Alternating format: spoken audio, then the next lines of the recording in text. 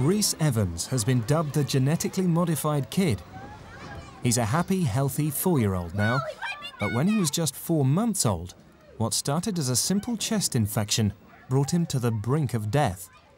Doctors seemed at a loss as to how to treat him and feared the worst. It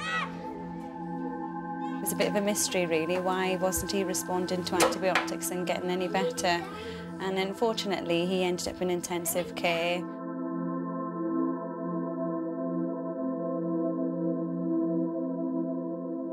So they said to us that he's a fighter, he's holding on, he's just holding his own, he was. And he lived life on a knife edge, literally. And if another child came in with an infection, because he wasn't in isolation, and he caught that, then he was going to die. And they told us for 21 days that we don't know if your child is going to live today.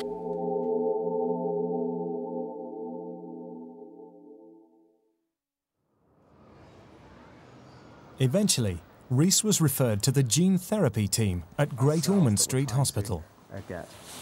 We looked at his immune system and found that he had no real immune system at all. On a number of different levels, his immune system was missing, and so he has what we call a severe combined immunodeficiency.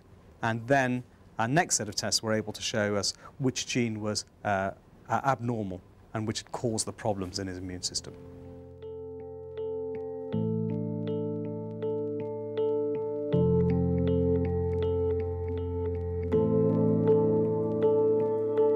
Looking for one tiny defect in one of 30,000 genes would be like looking for a needle in a haystack. Instead, the team looked for a crucial protein that makes the immune system work. When they found Rhys didn't have this protein, they knew exactly which gene was abnormal.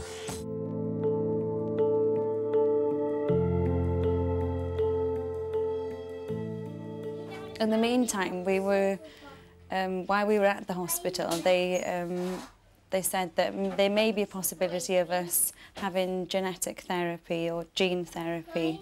What we and others have been working on over the past 10 years is to use that genetic information that we've had to be able to try and develop a new treatment, and that new treatment is gene therapy. So here, what we're doing is knowing that a certain gene is defective or abnormal. What we want to do is take that child's cells and actually introduce into those cells a correct or a working copy of that defective gene. We know exactly what the structure of that gene should be. So we can actually produce that gene in the laboratory. The next thing is really, how do we get that gene into the cells?